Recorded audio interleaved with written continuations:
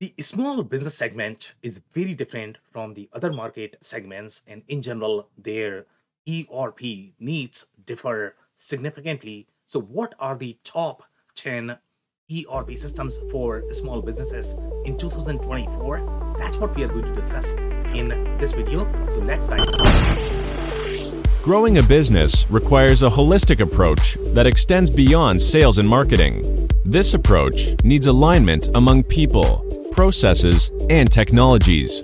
So if you're a business owner, operations, or finance leader looking to learn growth strategies from your peers and competitors, you're tuned into the right podcast. Welcome to the WBS Podcast, where scalable growth using business systems is our number one priority. Now, here is your host, Sam Gupta. Hello everyone, my name is Sam Gupta. I am principal at Elevate IQ. Elevate IQ is the independent ERP and digital transformation consulting firm. We help our clients with digital transformation strategy, change management, as well as ERP selection and implementation. On that note, let's go back to today's topic, which is going to be the top 10 ERP systems for small businesses in 2024. Just to align our expectations in terms of how we segment these market segments for which we are publishing these lists. So we publish this based on startup, small, mid-size, as well as enterprise. For the most part, the small segment is that 10 to $100 million in revenue, and these verticals have very similar needs overall in terms of what they are looking for in an ERP solution. The needs are going to be very different from the mid-market companies. This is probably going to be their first or second ERP system. They might be either on QuickBooks or something like an MRP system, and they might be looking to consolidate their footprint. They might be trying to integrate all of their processes, and so that they have the traceability, they can process the transactions. But for the most part, at this stage, their needs are going to be either the centralized visibility across the processes, or they have too much admin effort, or they are going to have inventory centric issues. When you contrast this with the other segment, for example, when you get to at the mid market level,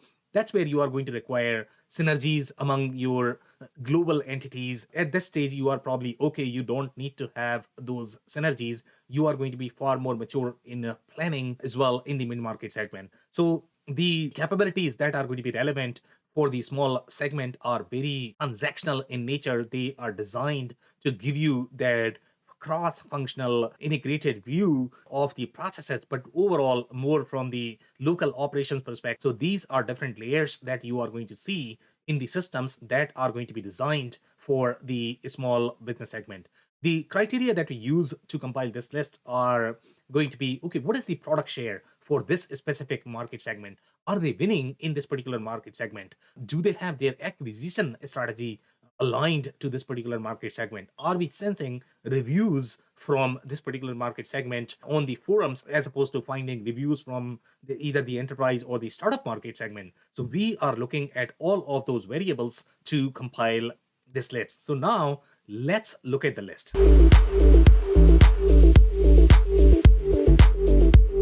Number 10 on our list is SAP Business One. Last year we had Rootstock at this particular spot. So just a little bit of change there. Overall, from the SAP Business One perspective, the product psychology that you have, the way the product is designed, it's designed for the global companies. So now, if you are going to have very global footprint, even though you are going to be very small in terms of your overall revenue, typically we see these trends in the European market or in the South American market. And that's where SAP Business One is penetrated very heavy, just because you are going to require support for many different countries in one particular solution. And some of the other solutions might not be as well globalized or localized in those market segments. So that's where SAP Business One might shine a lot. Overall, the challenges that you are going to run with SAP Business One is right now the capabilities are not going to be as mature. The integrations that were available overall from the on-prem perspective, they are not necessarily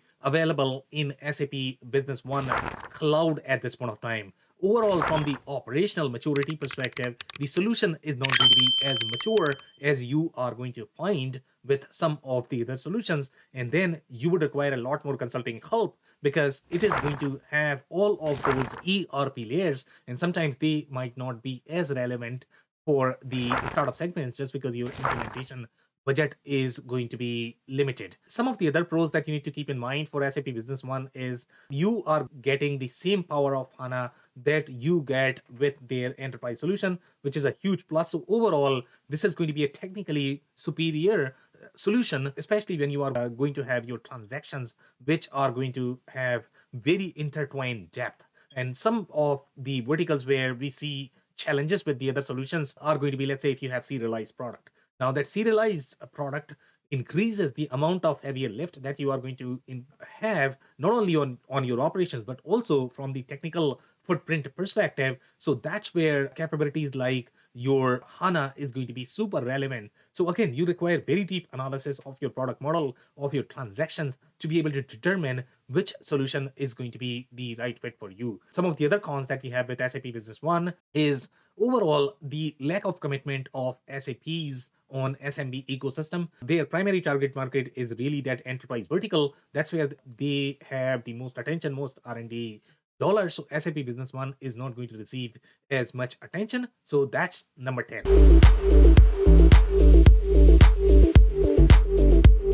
Now, number 9 on our list is Rootstock. Last year we had SAP Business One at this particular spot. Rootstock is designed for companies that are already going to be in the Salesforce ecosystem. It is very heavy. It wins a lot in those engineer to order manufacturing verticals, medical device verticals. That's where Rootstock is really strong overall in terms of the capabilities. So the positives that you are going to experience with Rootstock is you are going to get that Salesforce native experience. So if you're very heavy on Salesforce from the CRM perspective, very heavy on Salesforce for your entire field service processes, and you don't require as mature capabilities from the ERP, inventory, supply chain planning perspective, Rootstock could be a great fit there.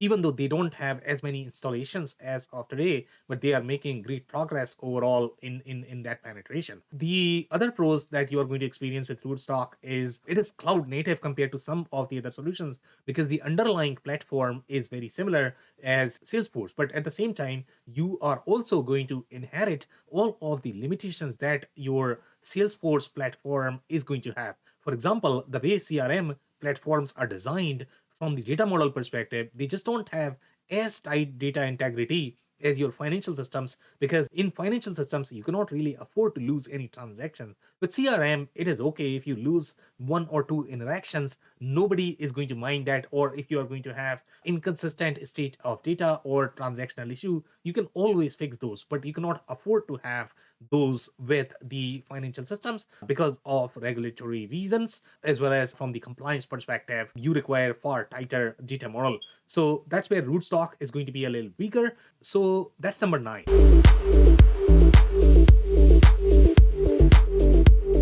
Now, number 8 on our list is Aptine Ross ERP. Last year also we had Aptine Ross at this particular spot. For the most part, Aptine Ross targets the smaller businesses that are going to be slightly more process manufacturing centric. The pros for Aptine Ross is the last mile capabilities for the process industry. But as with any focused solution, one of the challenges that you are going to get is, let's say if you have a very focused business model and you don't really have any sort of plans to grow this, you don't see yourself selling your business, or you don't see acquiring any businesses. So, and if your business model is very consistent, that's where these focused solutions can provide a lot more capabilities, but they are going to struggle even if you are going to have slight variance in your process. For example, let's say if you're a process manufacturer, but you have a very small packaging line for which you do a little bit of either discrete manufacturing centric work or you do a little bit of distribution centric work. That's where the focused solutions might fall short. But from the small business perspective, it could be a great solution just because you are going to get all of those capabilities pre-integrated that you are probably going to require. With the other solutions, you have to invest a lot. The technology, at least in the AppChain portfolio, they have invested a lot more in AppChain ROS, and this is the solution that is getting a lot more attention. So at least from those lenses, AppChain ROS loss is a great candidate to look at if you're planning to include app chain as part of your evaluation. Now, the cons that you are going to experience with app chain loss is the limited consulting base as well as ecosystem. The technology, the underlying technology, as well as the documentation that you are going to have is probably going to be really clunky even today. And the limited focus is going to be a challenge for the diverse companies, or if the companies are going to be in private equity portfolio or they are part of the holding companies, sometimes that could be a challenge, but it could make a great subsidiary solution if your in subsidiaries are going to be very independent and the only thing you care for is those operational capabilities. So that's number 8.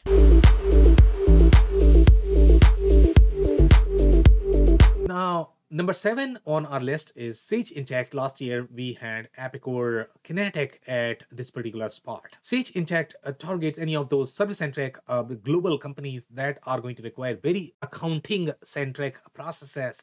They are going to require very financially deep capabilities for the publicly traded companies.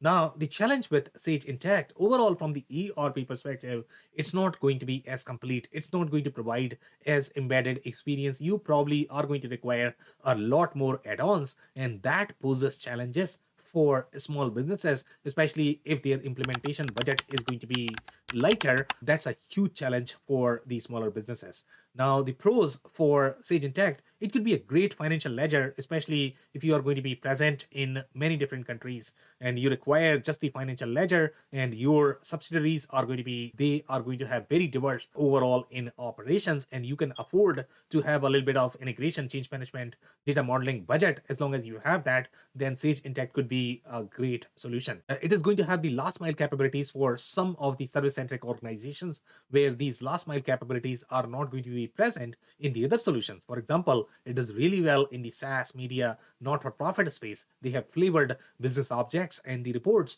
for those particular verticals that are going to be meaningful, and it's not going to require as much implementation budget as with the other solution. And the technology is great. It's cloud native as your Acumatica, NetSuite, etc. The cons is the limited focus overall of Sage Intacct solution from their penetration perspective. It's only limited in certain industries. So if you have a business model that require very diverse capabilities, it might fall short, as well as the overcomplicated security that you have. Now, if you are very compliance heavy organization or very highly regulated organization, then for you it might make sense. But otherwise, it's going to feel really over bloated, and then you are probably going to have the integration challenges with so many different add-ons connecting with Sage Intacct. So that's number 7.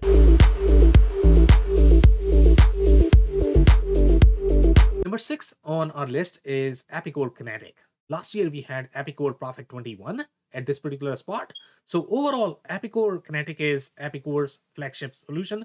For the most part, Epicor Kinetic is slightly bigger in size, so that's what makes it slightly challenging overall for the smaller businesses, just because they are not going to have as much implementation budget to be successful with this particular platform.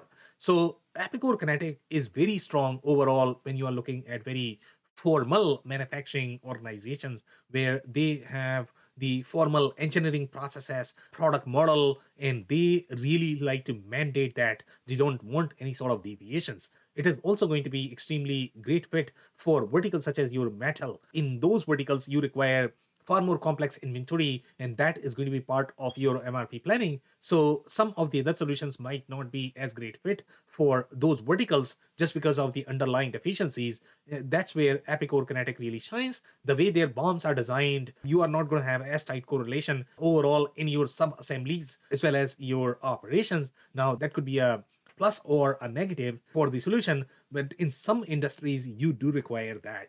So that's where Epicor Kinetic is really strong in the verticals that they really target. So the pros for Epicor Kinetic is the formal manufacturing organizations as well as their cloud capabilities right now. They are slightly more mature compared to other legacy solutions that we have on the list. The cons for Epicor Kinetic is, since it is a large solution, it is going to require a lot more consulting help. And if you are very limited on your budget, you might find it challenging to be successful with it. You might want to go for some other simpler solutions. The limited focus. So if you are very diversified operations, so Epicor Kinetic is going to be good for the verticals where they are strong, but if anything is going to be outside of that, you are probably going to struggle with that. So now your choice is going to be to either find a second ERP system that is going to completely disconnect this business operation, or you are looking for slightly more generalized ERP. But those are going to be some of the cons, as well as the ecosystem that you have with Epicor Kinetic is going to be substantially limited as well, just because you will be working with Epicor for the most part. So that's number 6.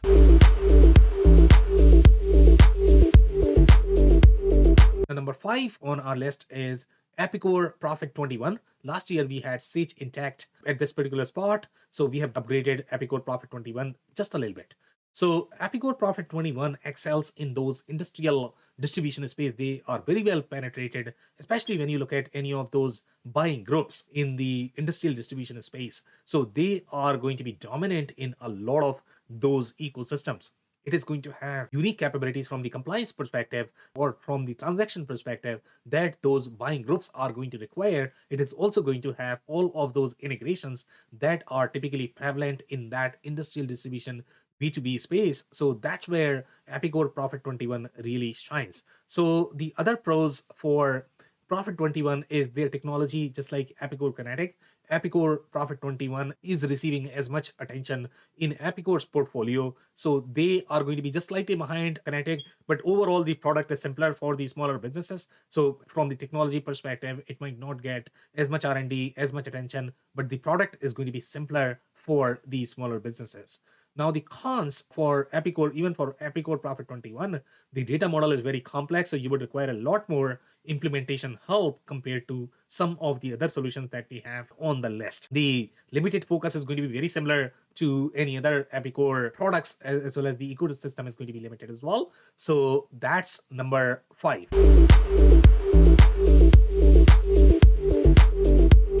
The number 4 on our list is Infor Cloud Suite Industrial. And last year we had Infor Cloud Suite Industrial at this particular spot. So Infor Cloud Suite Industrial is also very similar product as your Epicor Kinetic, but it's going to be slightly different. They both have mixed mode manufacturing capabilities, but some of those capabilities are not going to be as expressed with the other solutions. So Infor Cloud Suite Industrial, when you look at their BOMs, they are not going to be as regulated as your Epicor Kinetic BOMs. So when it comes to Infor Cloud Suite Industrial, their BOMs allow whether your product model is going to be formal, informal, and sometimes the companies that might also have formal processes, but because of the support for the legacy transactions, they cannot afford to have as refined revision number, or they would need to change their BOMs. So sometimes that poses a challenge. So Infor Cloud Suite Industrial does not necessarily mandate that. But at the same time, Infor Cloud Suite Industrial is not going to be as fit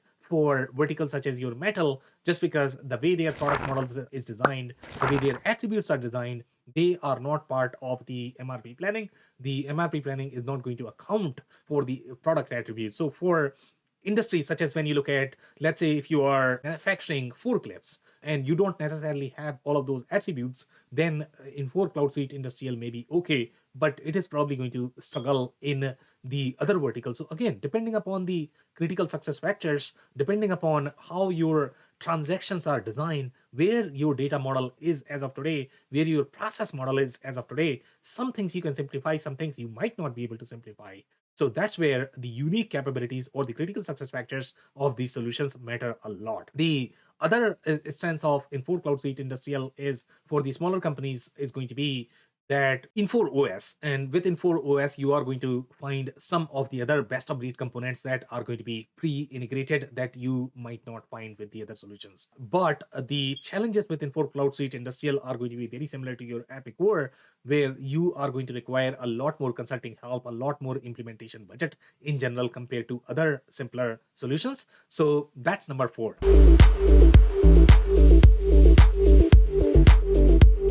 Now, number 3 on our list is Acumatica. Last year also we had Acumatica. So overall, from the Acumatica perspective, it's designed for slightly more local businesses, which is going to be your manufacturing, distribution, construction, field service. So if you have very complex business models, very diverse business model, it can host all of those in one database. It's not going to have as much global synergies when you are going to be at the mid-market level, but for the small segment, it is a great solution. The Pros for Acumatica is the rich operational capabilities. It's cloud native. So the mature cloud capabilities, for example, let's say if you look at enterprise search or if you look at mobility, that's where Acumatica is going to be really strong. It is also going to have deep batch capabilities. And when you are going to look at some of the solutions that are going to be slightly more startup focused, their limitations is going to be in that one to n capabilities where you are going to require, let's say if you are trying to decouple your processes and you want to process all of your invoices in one go for all of those customers,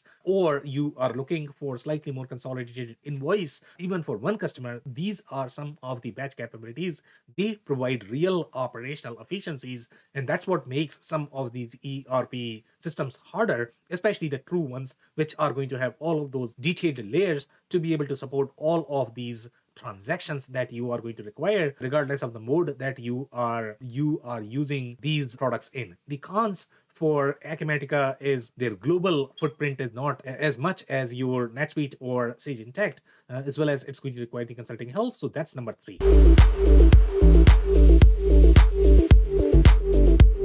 Now, number 2 on our list is Microsoft Dynamics 365 Business Central. Last year, also, we had Business Central at this particular spot.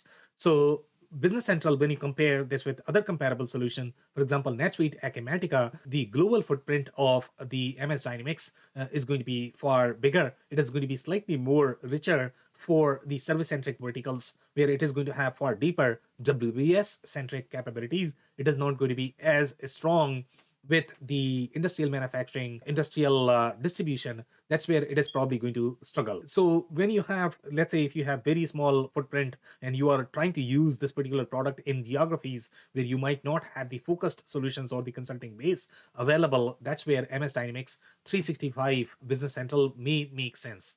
The other pros for MS Dynamics 365 Business Central is diverse capabilities, ecosystem, as well as global capabilities. The cons for BC is it is going to require the consulting help. The Microsoft channel is not going to be as regulated. So sometimes you might find an add-on that could create a bottleneck for you just because it may not be as well penetrated, as well installed, even though vendors might claiming that how well penetrated they are or how many times it has been installed. But for the most part, that might be just the marketing hype. So you might want to read between the lines there. And the last mile capabilities, even though it has a great vibrant ecosystem where you can find capabilities for most industries, they are not going to be natively baked. So you might struggle with all of those integration issues, especially for the smaller companies that might not have as much integration consulting budget. That might be a challenge for you. So that's number 2.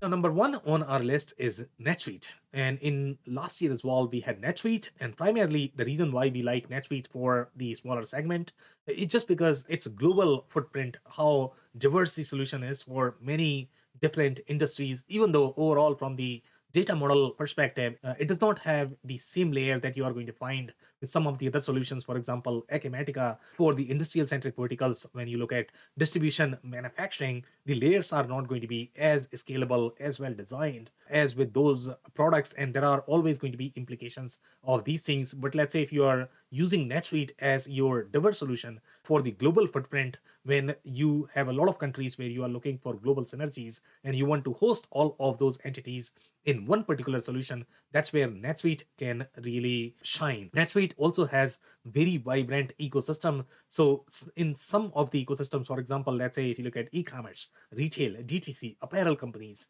that's where you're going to find a lot more integration, a lot more options that you can utilize in the NetSuite ecosystem. So if you're going to have very diverse business model and you are looking for all of those capabilities so that you don't outgrow the integrations options that you are going to be looking for, that's where NetSuite really shines. Now, the challenges with NetSuite are going to be very similar to some of the other solutions that we have. For example, Acumatica, Sage Intacct, where it is going to require the consulting help just because the product is far more complex, and because of those multi-entity functionality as well as the audit-centric functionality, sometimes that could be bloated for the companies that might be looking for simpler solution, and that might increase your implementation budget as well. And the data model is overall a little weaker, as well as the last mile capabilities, they are not going to be as much. So you are going to be requiring a lot more add-ons compared to some of the other solutions. on this list. So that's number one. If you enjoyed this video, we are going to include detailed article with this video. So you might want to check that. Also, if you have not checked our digital transformation report for 2024, we are going to link that as well. So check that out. We publish this in the audio form on our podcast, WBS Rocks, on Apple, Spotify, as well as Google. So if you have not checked that, maybe you want to check that, as well as subscribe if you like. We publish these videos on a weekly basis. So if you have not hit the subscribe button, you might want to do that if you don't want to miss these videos. On that note, thank you so much for tuning in. I'll see you in the next one. Thank you for listening to another episode of the WBS Podcast.